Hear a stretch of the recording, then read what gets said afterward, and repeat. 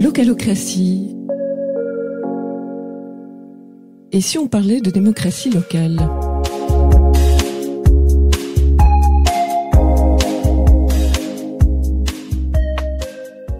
Après un DG, une DF. Directeur général, directeur financier dans le jargon communal. Deuxième poste dit de grade légal au sein d'une commune, là où la directrice financière assume une double fonction au sein de l'administration.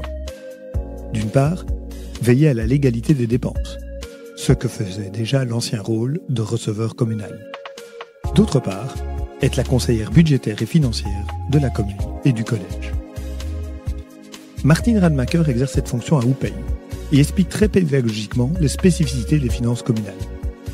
Un budget qui est également une autorisation de dépenser, mais qui doit normalement toujours être à l'équilibre. Un budget qui se dédouble entre un budget ordinaire et un extraordinaire pour les investissements.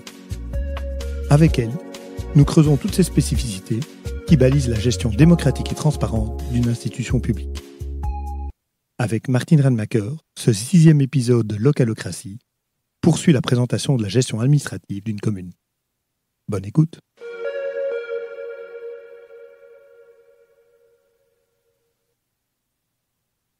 Bonjour Martine Rademacher. Bonjour. Vous êtes directrice financière de la commune d'Houpeye depuis une vingtaine d'années.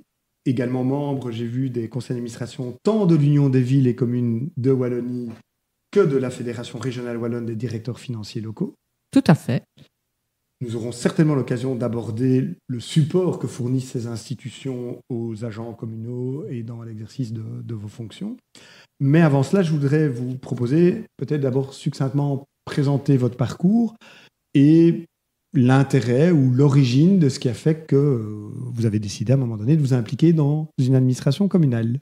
Mais voilà, moi je suis juriste. J'ai été, à l'époque, on dit licenciée en droit de l'Université de Liège. Et donc j'ai commencé ma carrière tout de suite dans le service public puisque j'étais la première femme cadre administratif et logistique à la gendarmerie. À l'époque, c'était toujours la gendarmerie. Et donc, je m'occupais là-bas de contentieux, c'était vraiment par rapport à mes études de droit. Et puis, j'ai eu l'occasion de postuler à un examen de chef de bureau dans ma commune. Et évidemment, en étant à la gendarmerie, c'était à Bruxelles.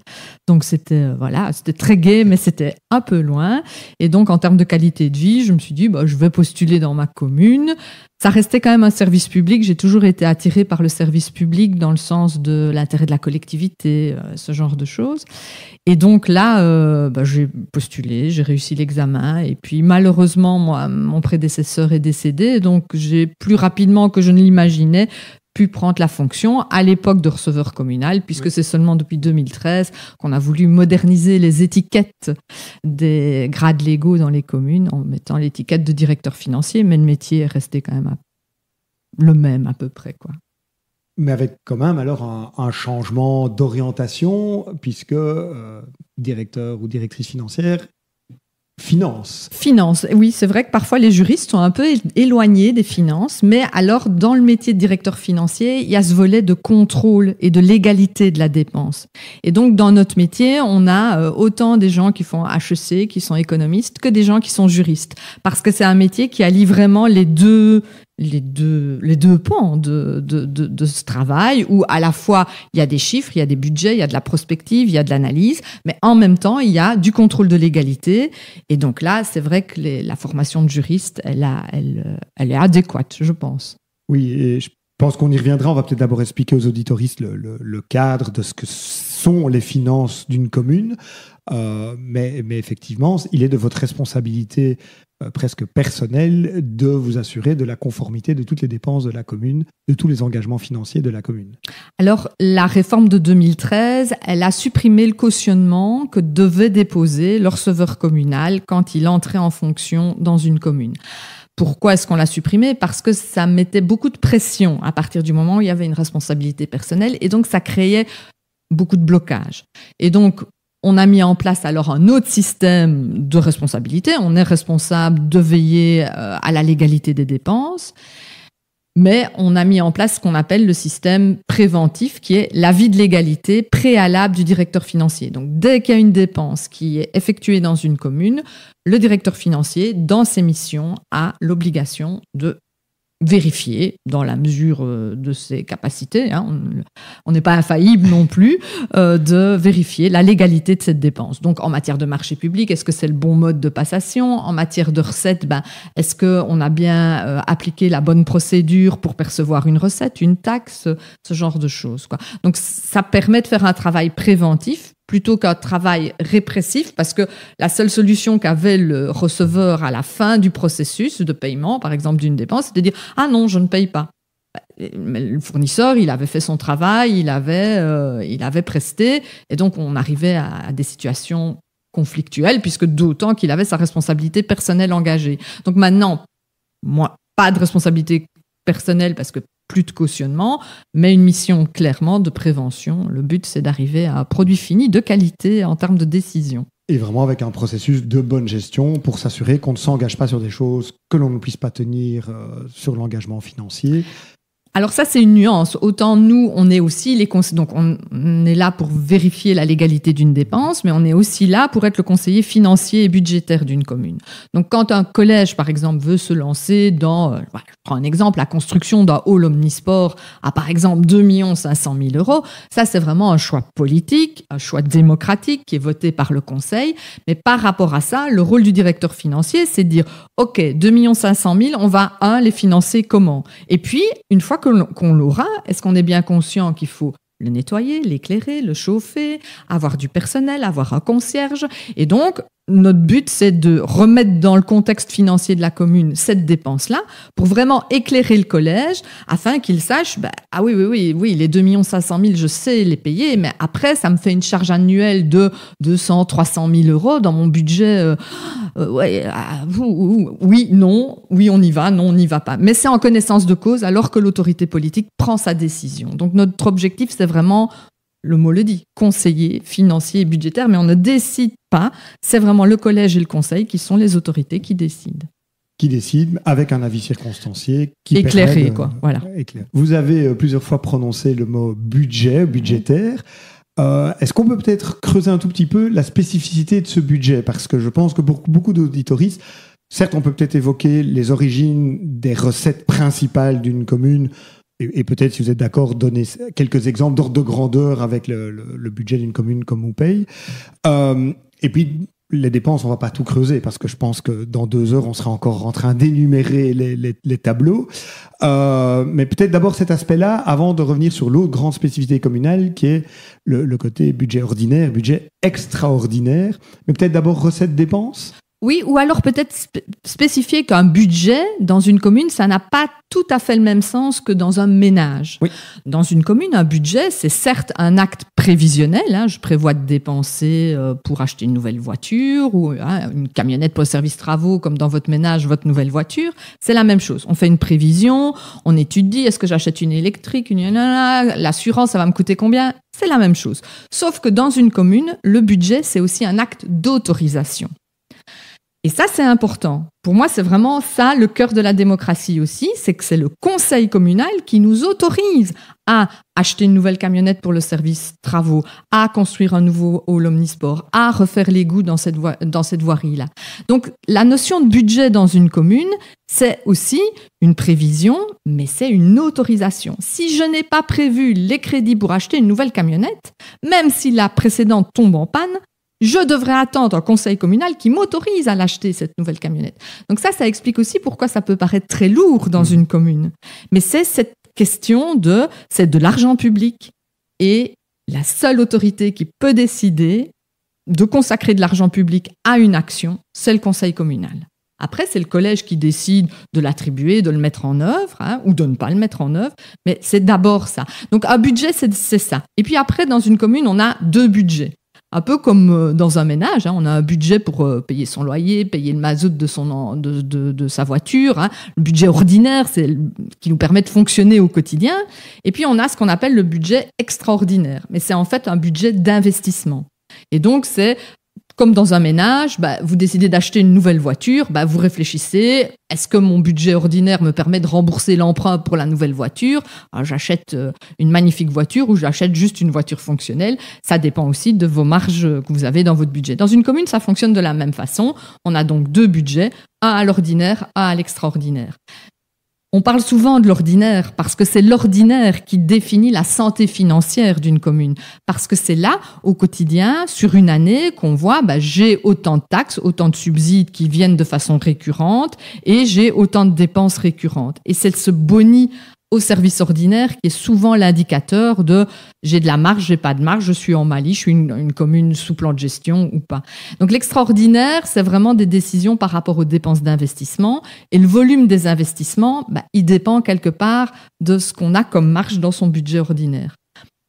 Et donc voilà, à l'extraordinaire, on fait des emprunts, on va chercher des subsides, on vend un terrain pour construire un nouveau omnisport, voilà, toutes sortes de choses comme ça, mais l'emprunt, il vient quand même comme charge, comme dans le budget d'un ménage, sur votre fonctionnement ordinaire. Tous les mois, vous devez rembourser votre emprunt. Nous, tous les trimestres ou tous les semestres, on doit rembourser les emprunts aussi. Donc, ça dépend aussi de notre capacité d'autofinancement ou d'investissement, quoi. Avec un impératif légal, je pense d'ailleurs, qui est qu'un budget, quand on le présente, doit toujours être à l'équilibre. On n'a pas, comme dans le monde privé des entreprises, la notion de « grâce à ça, à la fin de l'année, on va terminer avec tel bénéfice ». On pourra discuter, il peut y avoir de la marge qui est dégagée, mais elle est immédiatement réaffectée vers les fonds de réserve et différentes choses. Mais on ne présente pas un budget en disant « mais le but est de faire tel bénéfice » ou « c'est pas grave, cette année-ci, on fera telle perte ». Il faut immédiatement avoir anticipé la manière dont ce bonus ou ce malus va être géré. Tout à fait. Donc en fait, on a une obligation légale dans le Code de la démocratie qui dit qu'on doit toujours être à l'équilibre à l'exercice propre. Donc ça veut dire qu'on doit toujours veiller à ce qu'on ait suffisamment de ressources pour couvrir toutes nos dépenses. Alors, dans un budget, il n'y a pas 43 solutions. Soit vous diminuez les dépenses, soit vous augmentez les recettes. Voilà. Et on doit trouver le point d'équilibre. Alors, c'est souvent un petit peu des deux pour trouver l'équilibre.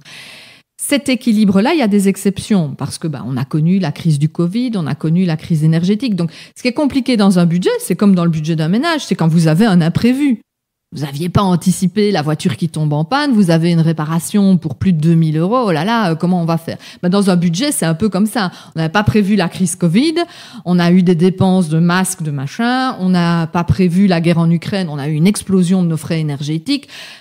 Il faut qu'on ait du temps pour se retourner. Dans une commune, on peut se retourner, mais l'obligation d'avoir l'équilibre à l'exercice propre tout le temps, c'est quand même une très très grosse contrainte quand on a des tuiles.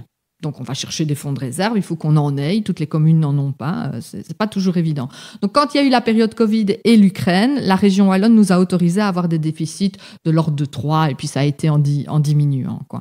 Mais sinon, la règle, c'est vraiment l'équilibre. Et donc, pour être à l'équilibre tout le temps, il faut avoir une bonne vision de l'évolution de ses dépenses, de ses recettes, mais aussi se dire, si j'ai un stud, est-ce que j'ai des provisions ? Est-ce que à quelle hauteur ? C'est toute une question d'anticipation. Alors, c'est une gestion en bon père de famille ou en homme prudent et diligent, mais c'est vraiment gérer le mieux qu'on peut par rapport aux imprévus. Et dans des communes, ces dernières années, on en a quand même eu quelques-uns. Je vous passe les inondations pour certains. Surtout que j'imagine que les imprévus sont plutôt souvent du côté des dépenses que des recettes. Ah oui, souvent. Est-ce que on pourrait peut-être donner quelques ordres de grandeur aux personnes qui nous écoutent la taille du budget ordinaire d'une commune comme Houpeye par rapport au nombre d'habitants? Par rapport au nombre d'habitants. Je n'ai pas fait le calcul, mais mon budget ici, le budget ordinaire 2024.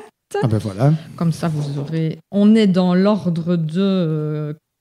Alors, à l'exercice propre, nous avons des dépenses pour 39 millions, pour une commune de 26 000 habitants. Et nous avons des recettes pour 39 millions. Donc, vous voyez qu'on est à l'équilibre. On y est arrivé. Mais parfois, moi ici, cette année, en 2024, j'arrive à cet équilibre parce que je fais revenir des provisions pour presque 920 000 €. Mmh. Donc, en fait, on a eu des studs. Et nous, par exemple, le stud qu'on a, c'est qu'on a une grosse entreprise, ArcelorMittal, qui ferme, qui a des dégrèvements. On est en train de démolir, donc on perd l'assiette fiscale. Mais ça, on l'avait anticipé. Et donc, on s'y était préparé. On reste à l'équilibre, mais parce qu'on a préparé avant. C'est vraiment comme un budget dans un ménage. Si on n'a pas une petite poire pour la soif, on risque d'être en médiation de dette très vite. Et la médiation de dette pour les communes, c'est le Centre régional d'aide aux communes et c'est être sous plan de gestion. Oui, et donc ne plus avoir d'autonomie sur beaucoup toute moins, une série de décisions. Oui. Beaucoup moins, parce que quand même, voilà, la région wallonne et la tutelle, elle laisse quand même sa responsabilité au collège et au conseil, mais beaucoup plus encadrée.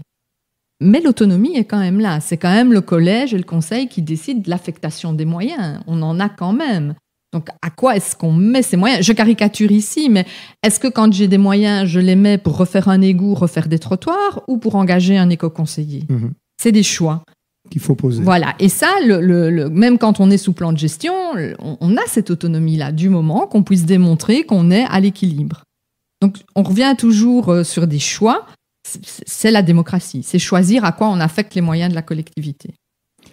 Et alors, on voit que les enjeux sont quand même de taille, puisqu'en fait, finalement, une commune, c'est une grosse PME, pour le dire comme ça. Hein. Oui, chez nous, à Houpeil, c'est 212 équivalents temps plein. Oui, donc c'est loin d'être anecdotique. Oui, tout à fait. D'où une taille de budget en dizaines de millions. Hein. Vous évoquiez 39 millions, puisque ce budget ordinaire, où toutes les dépenses récurrentes, va notamment contenir tous les salaires de toute cette équipe. Tout à fait. Oui. C'est souvent une part importante, j'imagine, de la dépense dans le budget ordinaire. Mais je trouve qu'on est un peu à un moment de bascule. Autant on avait toujours les dépenses du personnel comme plus grosse portion du fromage, je vais dire comme ça. Mais en fait, maintenant, on se rend compte aussi que nos dépenses de transfert vers le CPAS, avec l'augmentation de la pauvreté, les zones de police, les zones d'incendie, l'intercommunal de gestion des déchets, on a beaucoup d'argent qui partent vers ces entités dont on a besoin pour fonctionner, et c'est mieux parce qu'elles sont spécialisées, chacun son métier. Et donc on est bien d'accord qu'on est bien toujours dans le budget ordinaire, puisque c'est pour leur fonctionnement opérationnel au quotidien pour l'ensemble de la population. Donner un exemple, la collecte des déchets à Houpeil, à l'intercommunal Intradel, nous versons 1 600 000 € par an. Donc voilà, c'est parfois des gros montants. La zone de police, c'est 3 200 000, presque 3 300 000 €. Donc on a plein de pans de notre budget qui sont ce qu'on appelle des dépenses de transfert, qu'on transfère vers d'autres entités pour qu'elles rendent également des services publics. Mais on a moins de maîtrise, évidemment, sur ces dépenses-là. Sur le personnel, on a une totale maîtrise. J'engage pas, il part à la pension, il est remplacé ou pas. C'est vraiment tous les débats qu'on a. Et puis l'autre part importante dans les budgets communaux, c'est la dette. Donc ça dépend de ce qu'on a fait à l'extraordinaire, ça dépend de ce qu'on a fait comme dépenses d'investissement. Et souvent aussi, ça dépend depuis très longtemps, parce qu'une dette, quand vous la concluez, elle est là pour 20 ans. Ça veut dire au moins 3 législatures. Donc on fait peser des choix sur 3 législatures qui suivent. Donc parfois, il y a des communes qui héritent d'une situation où on n'avait pas eu la bonne vision prospective ou la bonne mesure de l'impact de la dette. Et donc certaines communes ont des dettes qui sont très importantes. Donc quand on a des dettes une charge de dette importante, des dépenses de transfert sur lesquelles on ne sait pas faire grand-chose, il reste que le personnel et le fonctionnement. Le fonctionnement, c'est 10-11% dans le budget d'une commune. Voilà, c'est important, on en a besoin pour fonctionner au quotidien, mais c'est pas hyper significatif, quoi. Oui, voilà. Et c'est pas forcément là qu'on sait aller faire le plus. Et c'est là qu'on croit qu'on va faire beaucoup d'économies. Oui, mais c'est pas la plus grosse enveloppe sur laquelle travailler. On a évoqué les grands enjeux de dépenses du côté des recettes à l'ordinaire. On est donc principalement sur l'impôt, l'additionnel... À l'impôt des personnes physiques, chez nous au précompte immobilier, puisqu'on a pas mal d'industrie, donc je veux dire l'industrie participe aussi à la collectivité. Donc le précompte immobilier, chez moi, comme première recette, l'impôt des personnes physiques sur le même pied que le fonds des communes. Donc le fonds des communes, c'est le subside général que la région wallonne verse aux communes en fonction de différents critères qui sont définis par le Code de la démocratie. C'est les trois sources de financement les plus importants. Après, on va toujours chercher un subside. Il y a les points PE aussi qui nous permettent de maintenir des dépenses de personnel. Mais en gros, toutes sortes de subsides. Après, on peut louer un club de tennis. On peut faire preuve d'imagination en achetant une éolienne et en espérant des dividendes. Enfin, voilà. Donc, toutes sortes de recettes, mais les 3 plus grosses, ce sont celles-là, quoi. ça, c'était pour le budget ordinaire. Et puis donc, on a ce budget extraordinaire à côté, avec, comme vous l'avez expliqué, tous les projets d'investissement. Là, on est dans quel ordre de grandeur ? Ça varie vraiment d'une année à l'autre. Et donc, ça dépend vraiment des projets qui sont sur la table. Ici, moi, ma collègue, on vient de préparer une modification budgétaire ici. Ça, on en parlera après, justement, des modifications budgétaires. Parce qu'on ne peut pas tout prévoir dès le budget initial. On doit avoir des séances de rattrapage. Pour 2024, le budget extraordinaire de la commune d'Oupeye est de 6 978 000 €, donc 7 millions d'euros. Mais il y a des années où, quand on construit un bassin d'orage à 2 500 000, on peut être à 10 millions. Donc ça dépend vraiment du type de projet qu'on a. Après, c'est toujours un peu proportionnel à la taille de la commune aussi. Une ville comme Liège, elle n'a évidemment pas un budget de 7 millions d'euros à l'extraordinaire. Non, la règle qui est sans doute plutôt commune, c'est que le budget extraordinaire n'est jamais toujours qu'une fraction du budget ordinaire, puisque c'est en partie le budget ordinaire qui vient le financer. Ouais. Et puis, on va quand même, j'imagine, chercher des subsides non pas récurrents comme à l'ordinaire, mais des subsides extraordinaires également, pour des aides sur des travaux d'investissement. Tout à fait. Aujourd'hui, dans notre système fédéral, c'est plus souvent la région wallonne, j'imagine, qui est l'interlocuteur principal. Il n'y a plus tellement de choses au niveau fédéral, mais où la région wallonne est capable de venir, si elle estime que c'est d'intérêt justement plutôt régional, venir soutenir toute une série de projets extraordinaires à l'investissement. Tout à fait. Et ça, c'est une des revendications de l'Union des villes et des communes et des fédérations de grades légaux. C'est une simplification au niveau de ces subsides. C'est de bénéficier d'un droit de tirage. C'est-à-dire, on vous dit, vous avez 1 million d'euros, on vous fait confiance, rentrez-nous des projets pour 1 million d'euros. Mais ici, on a 1 million d'euros en matière de plan d'investissement communal. Puis on a dans ma commune le Piwassi, où on rajoute 750 000 €. Et puis on a des projets pour l'ONE. Et puis on a des projets pour le fonds des bâtiments scolaires. Et donc chaque département de la région wallonne qui distribue des subsides a ses propres règles. Avec l'obligation, en fait, si j'ai bien compris la revendication de l'Union des villes et communes de Wallonie, c'est du coup l'obligation chaque fois, vous, de monter un projet particulier en répondant aux règles particulières. Sans être sûr d'avoir le dossier. Oui, puisque malheureusement, il n'y en a pas à montant équivalent pour tout le monde. Voilà. Et donc ça, c'est vraiment ça qui génère beaucoup de frustration, parce qu'on peut mettre plein de cœur et plein d'énergie au niveau des services à monter un dossier. Et puis, voilà, il n'est pas retenu. On a travaillé des heures, on a dépensé de l'argent, on a fait venir des ingénieurs, des auteurs de projets pour imaginer des trucs, et on n'a pas le dossier. Alors, on le met dans le fond du tiroir et on se dit, peut-être qu'il servira à un prochain appel à projet. C'est cette visibilité du potentiel de subsides. Que la région wallonne mette l'accent sur je veux de la mobilité douce, ok, on va travailler maintenant dans nos projets en intégrant systématiquement la mobilité douce. Mais introduire la mobilité douce avec telle condition et puis telle autre condition pour le fonds d'investissement communal, enfin pour le plan d'investissement communal, on n'a pas cette vision intégrée et on doit répondre à plein d'appels à projets, alors que ce serait si simple de nous dire vous avez droit à autant, je vérifie à la fin si vous atteignez les objectifs que je souhaite. Si vous n'atteignez pas les objectifs, voilà, tant pis, je ne vous donne pas les subsides. Mais rendez-nous notre autonomie, faites-nous confiance, pouvoir subsidiant. On sait quand même un peu gérer.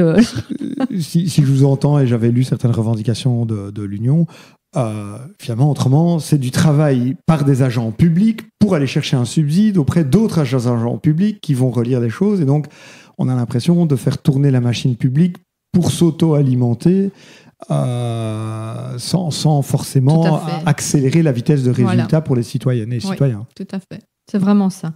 Et c'est vraiment un manque de confiance entre autorités publiques. La législation marché public, elle est la même, qu'elle soit au niveau de la région, qu'elle soit chez nous. Enfin, je veux dire, on a quand même des garde-fous communs qui font que, a priori, après, je trouve que c'est toujours intéressant d'avoir un regard extérieur sur des gros dossiers, d'avoir un avis, mais leurs avis sont contraignants, leurs avis font qu'on a moins de subsides ou plus de subsides.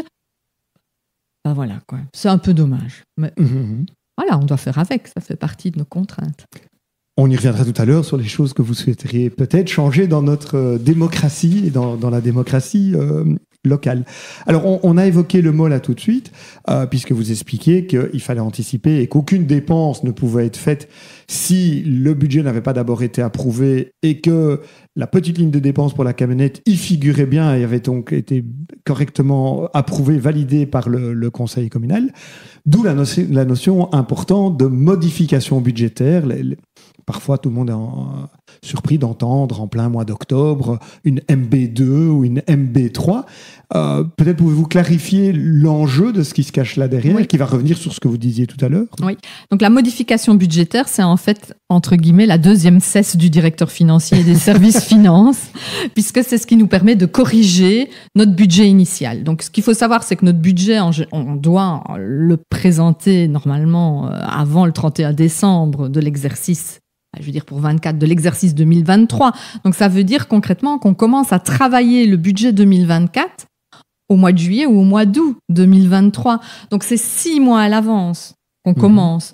Après, au mois d'octobre, on a les informations en matière fiscale qui nous permet d'ajuster. Voilà. Et donc, le degré d'anticipation, il est là. Mais quand vous recevez des dividendes d'une intercommunale au mois de mars, forcément, vous ne les avez pas intégrés, vous ne le saviez pas en juillet, voilà. Ça, c'est pour les recettes. Pour les dépenses, c'est pareil. Mes collègues du service travaux, ça va, oui, autant de mètres carrés de trottoir, 50 000 euros. Et puis, quand on ouvre les offres et qu'on a les offres, c'est pas de chance. On est passé à 60 000 euros. Ah oui, mais le conseil, il a donné son autorisation que pour 50 000 euros. Donc, on ne peut pas attribuer le marché à 60 000 euros. Donc, on a besoin de la modification budgétaire pour corriger le 50 000 euros en 60 000 euros et permettre l'attribution du marché. Alors, ça explique aussi pourquoi, parfois, on se dit, mais comment ça se fait que ça prend autant de temps pour faire un bête truc comme ça, quoi. Et ça, on entend souvent, et je comprends, parce que même nous, on est très frustrés.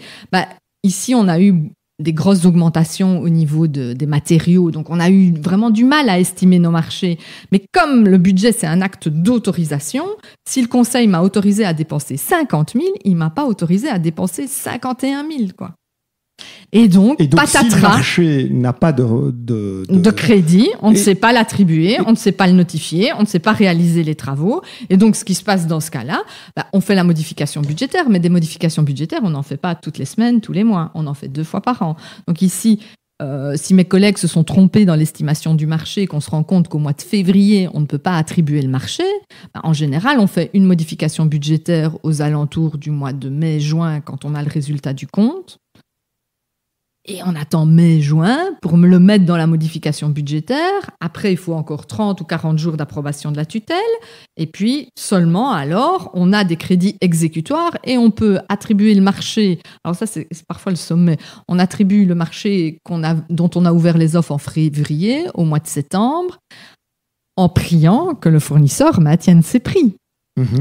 Puisqu'il a le droit, dans les marchés publics, de les indexer sur base de toute une série d'évolutions des prix. Et donc voilà. Après, quand il y a une dépense vraiment urgente et impérieuse, je prends toujours le cas de la chaudière qui tombe en panne en plein hiver dans une école, il y a des mécanismes d'exception où là, le collège doit constater l'urgence, le caractère imprévisible de la dépense. Et là, dans ce cas-là, le collège peut dépasser les crédits, donc se passe entre guillemets de l'autorisation du conseil, mais c'est sous sa responsabilité personnelle. Donc le code de la démocratie a vraiment bien cadenassé les choses en termes d'autorisation de dépenses, quoi. Alors à la fois, le collège devra venir au conseil et demander la ratification au conseil. Donc en fait, c'est un exemple pour démontrer que comme c'est de l'argent public, on a cadenassé assez bien le fonctionnement, mais ça a le revers que parfois ça entraîne une grosse lourdeur au niveau de l'administration, quoi. Et ça, le citoyen, parfois, c'est pas évident de comprendre parce qu'on est dans une société de l'immédiateté. Comment ça se fait qu'à la commune, ils sont pas foutus de réparer directement cet égout-là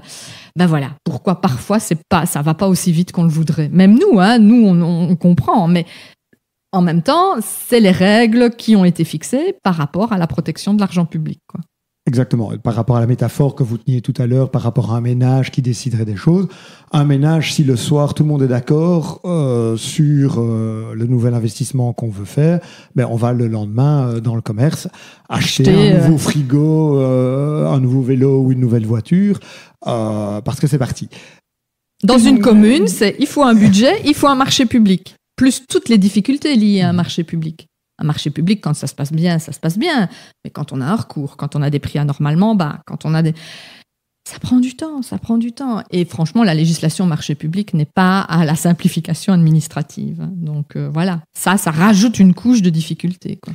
Et alors, j'imagine aussi que dans les modifications budgétaires, le collège peut pressentir que des choses ont changé et décider, alors là, on est plutôt du côté de l'extraordinaire, que tel projet, finalement, va changer de niveau de priorité ou qu'on veut analyser plus un aspect qui a émergé, qui était différent, et que ça aussi, là, ce n'est plus votre responsabilité à vous en tant que coordinatrice du service financier, mais c'est aussi faire ce travail de support et d'accompagnement de l'orientation politique que l'on ajuste à la réalité de terrain. Tout à fait. En fonction d'éléments qui changent. Oui. Tout à fait. Et donc, c'est aussi ça, autant on peut dire que c'est très lourd, mais autant on a, avec les modifications budgétaires, cette possibilité de s'adapter. On n'est pas figé sur toute une année. On peut s'adapter en cours d'année aux besoins nouveaux ou aux priorités qui ont changé, ou, comme c'est souvent le cas, un subside qui apparaît. La région sort de son chapeau un nouvel appel à projet. Faut le rentrer avant telle date. Ça, ils sont quand même champions pour nous fixer des délais comme ça. Et puis après, oui, ok, mais budgétairement, on n'a rien prévu. On rentre le projet, mais il faut le temps d'avoir les crédits, les machins. Et parfois, les conditions que l'on fixe dans les appels à projet sont intenables au niveau budgétaire. Et puis, la région Wallonne finance rarement des projets à 100%. Ah, ça oui. On annonce toujours 60%, mais on oublie de dire que c'est 60% des postes éligibles. Et donc, voilà, on a parfois des taux de subsidiation qui descendent à 40 ou à 25% sur certains projets. En attendant, ils sont là, il faut les assumer. Et donc, les subsides qu'on n'a pas, il faut bien payer la facture du fournisseur. Donc, on doit les emprunter ou on doit faire de l'autofinancement. Donc, voilà, c'est toujours les aléas auxquels on doit faire face. Et il faut jongler avec ces aléas-là sur plusieurs dossiers. On n'a pas qu'un dossier, quoi. Donc, c'est vraiment une grande gymnastique.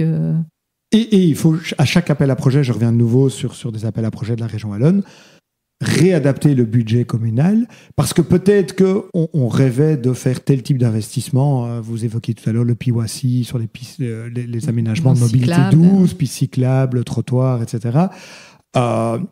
On ne l'avait peut-être pas prévu d'emblée en disant ce sera un jour, mais on va justement attendre d'avoir un cofinancement de la région Wallonne pour que ça rentre mieux dans le budget. Donc on ne l'a pas mis dans son budget. Et puis l'appel à projet sort. Et là, on va peut-être aller chercher 40, 50, 60%, un peu moins en effectif.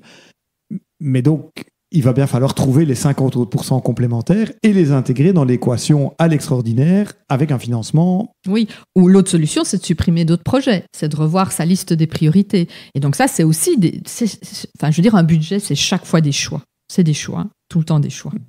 Le choix de je le mets pas. Le choix de je mets combien, je le finance à concurrence sur fonds propres, est-ce que je me fixe une limite ? Est-ce que je ne me fixe pas une limite ? Enfin, voilà.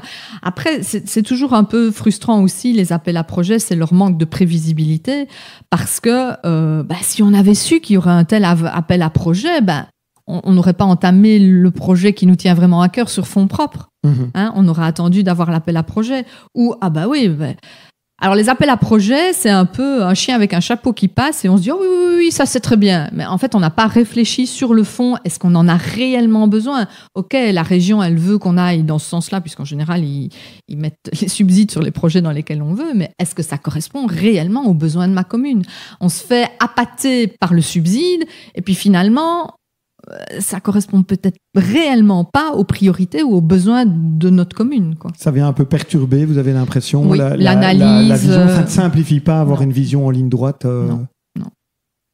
Après, une commune, c'est 6 ans de législature, la région, c'est 4 ans. Donc, au moins, on a parfois des revirements de position sur la vision qu'on doit avoir, par exemple, en termes de gestion. Je prends l'exemple des fabriques d'églises, dont la commune a la charge.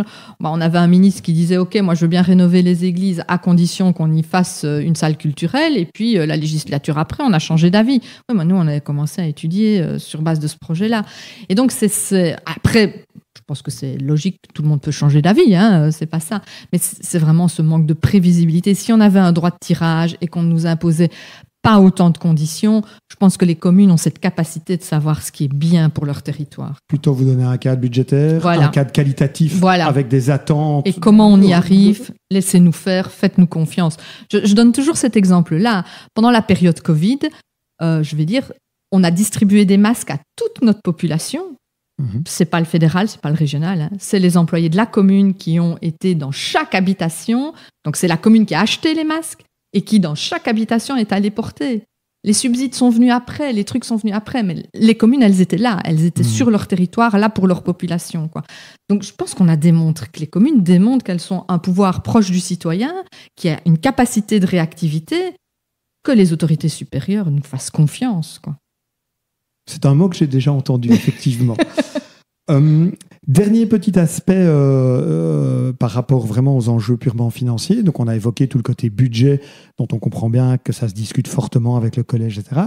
Et puis, les services financiers, ils établissent aussi les comptes. Là, j'imagine que quelque part, la vie politique intervient moins, hein, puisque là, il s'agit plutôt d'un travail rigoureux d'actualiser, de donner un état des lieux. C'est la réalité. C'est ce qui s'est vraiment passé. Alors souvent, on dit, oui, le compte, hein, voilà. Hein, je constate que j'ai dépensé autant pour l'éclairage public, beaucoup moins que ce que j'avais budgétisé, donc j'ai un différentiel. Je trouve que le compte, on ne lui donne pas sa juste valeur, parce que le compte, c'est vraiment le moment de l'évaluation des politiques. Alors, souvent, on se bat dans un conseil, je dis ça gentiment, mais il y a des joutes oratoires au conseil communal sur le budget, tel projet, tel machin, sur le compte, qui est le moment de l'évaluation. C'est par exemple se dire, tiens, tel projet, il est clôturé. C'est quoi finalement le taux de subsidiation qu'on a eu sur ce projet-là ? Parce que ça a varié entre-temps. Oui. Parce qu'on a eu des suppléments, on a fait x3 sur ce budget-là, parce que pour placer l'égout, on est passé sur des mauvaises poches qu'on a dû augmenter, je ne sais quels les matériaux qui ont fait que ça a augmenté. Le compte le permettrait c'est un moment d'évaluation des politiques. Mais souvent, on le voit comme un acte purement technique de comptabilité où on aligne des chiffres. Mais moi, je trouve que on fait des analyses. Moi, c'est mon job, hein, c'est de faire l'analyse. J'essaye de la rendre la plus pédagogique et la plus compréhensible pour les conseillers, parce que ça, je trouve que c'est un des écueils des finances, c'est que ça paraît très technique. Des articles budgétaires, des fonds de réserve, des transferts, des machins. Mais au fond, il faut qu'on puisse rendre, nous, directeurs financiers, cette matière accessible pour que les conseillers comprennent bien les enjeux. Parce qu'on ne peut pas se cacher derrière les chiffres. C'est un peu dommage. Il faut qu'on les rende vraiment accessibles. Après, il y a des matières qui sont plus faciles à appréhender que la matière financière. Certaines plus directes que d'autres. Ouais. Mais c'est effectivement sur les comptes que, par exemple, Belfus, qui continue d'avoir ce rôle historique en partie. Donc Belfus, c'est un opérateur privé, c'est une banque, hein, mais maintenant on a e-compte, la région a développé un outil d'analyse financière qui permet d'avoir aussi cette vision. Après, je ne remets pas du tout... cette analyse pluriannuelle de l'évolution, parce que finalement, plus que les budgets qui peuvent varier sur plein de choses, c'est l'évolution des comptes des différentes communes qui racontent quelque chose de l'état de nos communes. Tout à fait. Et donc, c'est ce qu'on appelle le rapport analytique, qui est une pièce obligatoire qui doit être jointe, et donc qui est une autre façon d'examiner les finances que le point de vue d'un banquier qui fait ça très très bien, hein, qui fait ça très très bien. Je trouve que le conseiller communal, il a 2 points de vue et 2 outils qui mettent les chiffres peut-être de façon moins abrupte et dont les conseillers pourraient peut-être davantage se saisir. Et puis de toute façon, le directeur financier, il est à des dispositions pour donner toutes les explications. On est là pour garantir la transparence et les explications aussi, quoi. Merci pour ces nombreuses explications. Finalement, si on prend ça avec du recul, je vous sens très enthousiaste. Vous ne regrettez pas ce choix de carrière directement dedans. Qu'est-ce que vous avez l'impression qui fait partie des plus belles réussites que, de par votre casquette de l'animation d'un service financier, vous avez l'impression de permettre de contribuer, ou que vous connaissez des collègues qui ont permis vraiment de réaliser dans des communes finalement avec un retour direct pour les citoyennes, les citoyens. Mais c'est chaque action dans une commune. Je trouve que dans les communes, c'est ça qui est vraiment super gai. C'est que c'est très variable. Vous pouvez passer de la construction à un égout à la création d'une régie de quartier, à un problème en matière de taxe immondice, à un problème ici, moi je travaille avec 2 autres de mes collègues à construire une passerelle sur le canal. Je veux dire, c'est multiforme. Donc dans une commune, on ne s'embête jamais parce que les dossiers peuvent être totalement différents d'un jour à l'autre. Ça, c'est une chose. Après, ce qui est très gai dans une commune, c'est que c'est du concret.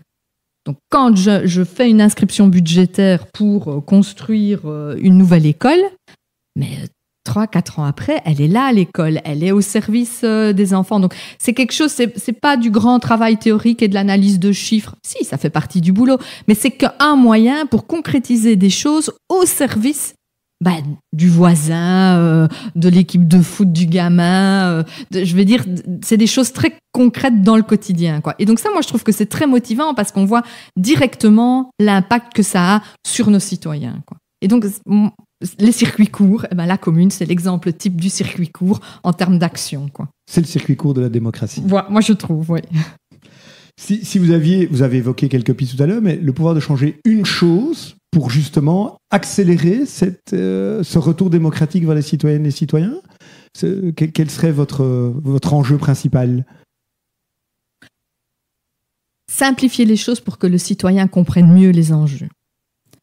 Donc, avoir je veux dire, par rapport à des projets, par rapport à un budget, c'est quoi les enjeux, quoi. Et pas taper des chiffres dans lesquels on se perd. Non, avoir cette analyse, finalement, cette synthèse qui est, c'est quoi les enjeux pour notre commune, quoi. Et que les citoyens aient bien conscience de ça. Je prends un exemple, la taxe poubelle, parce que la taxe poubelle, vous l'augmentez 10 €, c'est la révolution. Mais vous augmentez l'IPP d'1,5%, personne ne le voit. Mmh. Et donc, c'est ça qui est un peu dommage. Alors que l'enjeu, il est financier. Sur quelque chose, la taxe poubelle, on est obligé d'arriver à l'équilibre. Alors, après, on module, pollueur-payeur ou pas, voilà.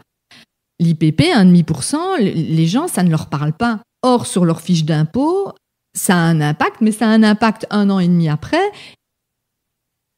C'est dilué. C'est dilué. Or, l'enjeu, il est aussi ça que est-ce qu'on fait payer les citoyens un impôt des personnes physiques plus élevé, ou plutôt est-ce qu'on s'en prend aux propriétaires et est-ce qu'on augmente le précompte immobilier ? Et donc, souvent, ces enjeux-là, ils sont pas toujours perçus et il n'y a pas toujours un vrai débat autour de ça. On essaye souvent il faut de l'équilibre, il faut aller chercher des recettes, on va les chercher et il n'y a pas de débat. Donc, moi, un truc que j'aimerais vraiment bien, c'est que, alors, on vend des PST, un plan stratégique transversal, une grande liste d'actions à mener. Mais avant de mener des actions, c'est vraiment avoir une réflexion sur c'est quoi les enjeux de ma commune. Demain, je veux une commune comment ? Qui augmente sa population, qui sur des tas de sujets.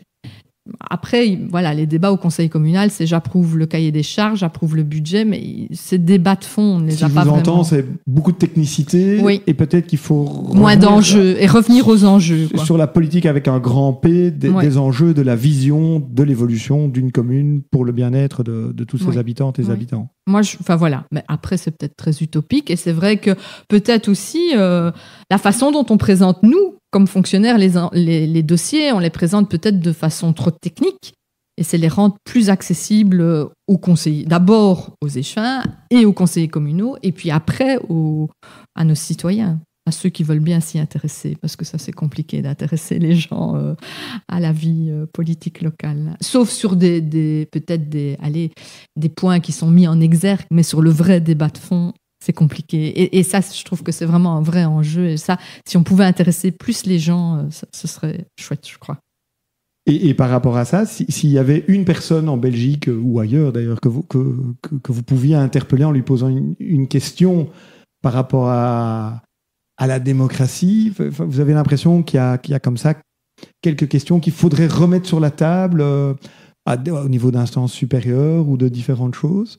Mais la première question, c'est toutes les instances qui décident quelque chose, que l'analyse d'impact sur les communes soit faite. C'est-à-dire autant, je prends un exemple qui concerne ma commune, autant par exemple dans le cadre de la relance de la Wallonie en 2006, je crois, la région wallonne a décidé de bloquer l'indexation de l'outillage pour les entreprises. Voilà. Sauf que c'est les communes qui ont perdu de l'argent avec ça. Donc en fait, c'est la région qui a pris une mesure, qui a décidé, elle avait le pouvoir, tout à fait, mais l'impact financier, c'est les communes. Voilà. Si je pouvais dire, mais c'est à toutes les autorités, c'est quand elles décident qu'il y a une analyse d'impact sur les communes.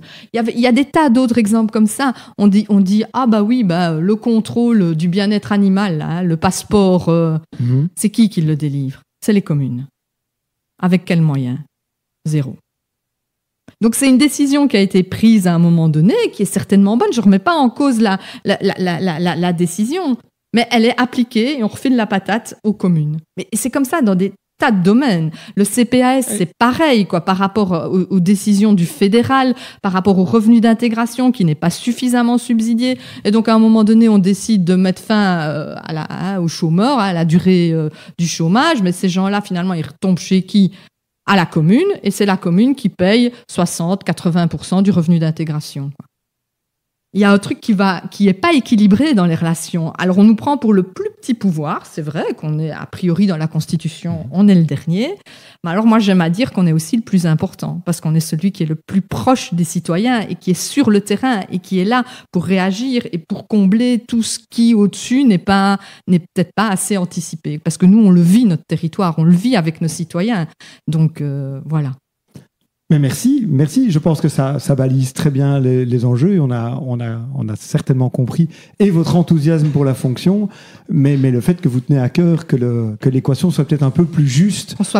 Qu'on soit considéré comme un pair en termes d'institutions publiques, qu'on soit vraiment des partenaires, quoi.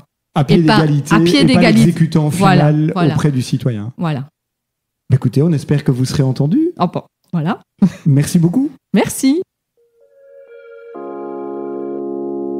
Et voilà, cet épisode de Locralocratie est terminé. J'espère qu'il vous a plu et pourra contribuer, d'une manière ou d'une autre, à alimenter des réflexions, des débats sur notre vivre ensemble au niveau local. Si vous avez aimé, n'hésitez pas à le dire sur les réseaux sociaux et à partager l'épisode.